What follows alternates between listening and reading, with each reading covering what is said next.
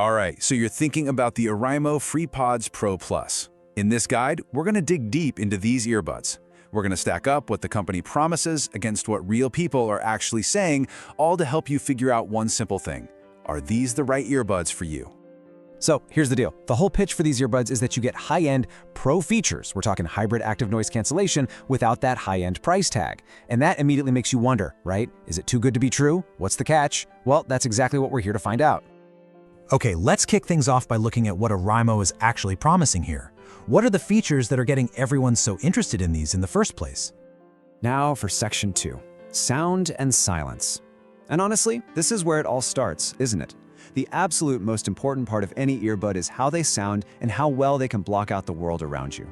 This is where that pro in the name really gets put to the test. So check this out, -45 decibels. That is the headline number that Oraimo is throwing around for noise reduction. And on paper, that number is huge. But what does that actually feel like? What does it mean when you're on a noisy commute or trying to focus in a loud cafe? The way they achieve this is with something called Hybrid Active Noise Cancellation. It's basically smart tech designed to just erase distracting background noise so you can really get lost in your audio. What's kind of cool though is that Oraimo says you can even go into their app and fine-tune just how much noise it cancels out, creating your own little personalized bubble of quiet. So the noise canceling is strong, but what about the sound itself? Well, you don't have to take my word for it. A user named Albert Gawo says he's astonished by the bass and calls it one of the best he's ever heard from the brand. That tells you right away that if you're someone who loves a deep, punchy low end, these are probably going to be right up your alley. Moving on to section 3, seamless smart controls. Because look, amazing sound is one thing, but if the earbuds are a pain to use day to day, what's the point? Let's see what smart features Oraimo has packed in to make them feel effortless.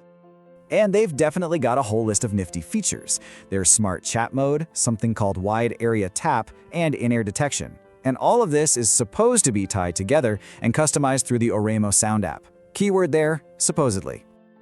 So this smart chat mode is actually pretty clever. The moment you start talking to someone, it automatically pipes in the outside world so you can have a conversation without ever touching your earbuds or your phone. Just a little heads up though, the source material mentions it can sometimes get triggered by things like chewing or even a loud cough. Now this one, wide area tap, is really interesting. It means you don't have to do that super precise little poke on the tiny earbud itself. You can just tap on or around your ear to play, pause, or skip tracks. You can imagine how much easier that is when you're moving around or wearing gloves.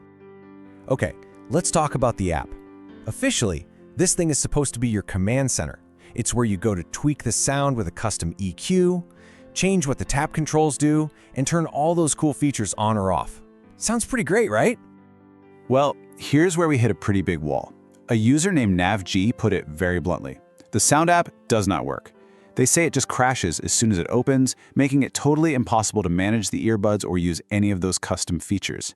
And this isn't just one person's bad experience. This is a complaint that pops up again and again. So, with the app being a pretty major question mark, how do these things actually perform in the real world? Let's jump to section 4 and talk about calls, gaming, and workouts.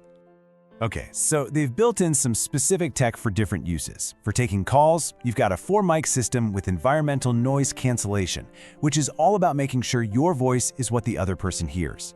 For gaming, there's a low latency mode, so the sound doesn't lag behind the action. And for the gym, you've got an IPX5 waterproof rating, which means they're sweat-proof. Now here is a feature that is an absolute game changer for multitaskers: dual device connection. You can have these connected to your tablet and your phone at the same time. So you could be watching a movie, a call comes in, and the audio just switches over automatically. No fuss. It's a huge convenience that a lot of users rave about. And just a really important heads up on that waterproof rating. The IPX5 protection applies only to the earbuds themselves. The charging case is not water resistant at all, so you definitely want to be careful with it, especially after a sweaty workout. All right, we've heard what the company claims. Now it's time for the unfiltered truth. In section 5, we're diving into what real users, over 580 of them, actually have to say about these earbuds. And just at a glance, the numbers are overwhelmingly positive. I mean, look at this. 74% of people gave these a perfect 5-star rating. Add in the 23% who gave them 4 stars, and you're at a 97% positive rating. That's incredibly high. But, the story is always in the details. And when you dig into those details, a really clear pattern emerges. On the praise side, it's all about the core experience. People love the powerful bass, the noise cancellation actually works well, the battery life is fantastic, and that dual connection is a huge win. The criticisms, they're almost all about the physical stuff. A case that feels flimsy and plastic, that buggy app we keep talking about, and for some people, the earbuds themselves just feel a bit too big. This quote from Virginia Ngoru really hits the nail on the head. She says she wishes the case was metal instead of plastic, and then she drops this bomb: "My case broke." That really seems to confirm that one of the trade-offs for that lower price might be the durability of the accessories. But then you get the other side of the coin with a quote from Whitney Nyogu that reinforces a huge strength. She just says, "Battery life is awesome, I charge the case once a week." For day-to-day use, that is a massive, massive plus, and it's something you see praised over and over. So, we've looked at the good, the bad, the promises, and the reality. It's time to bring it all home in Section 6, the final verdict. What's the bottom line here? So let's just lay it all out. These earbuds are pretty much perfect for a certain kind of person. If you're on a budget but you're craving premium features like solid ANC, these are for you. If what you care about most is booming bass and a battery that just won't quit, check and check. If you juggle multiple devices, that dual connection is a godsend. But, and this is a big but, you have to be the kind of person who's willing to overlook the flaws. An app that might be useless, a plastic case that could be fragile, and a size that might not fit everyone perfectly. And really, that's the final question you need to ask yourself. To get premium features at a budget price, you always have to make a trade-off somewhere. With the oraimo FreePods Pro Plus, those compromises are crystal clear. It's the buggy app and the plastic build. So the real question isn't whether these earbuds are good, it's whether those are the right compromises for you. Thanks for joining us for this explainer.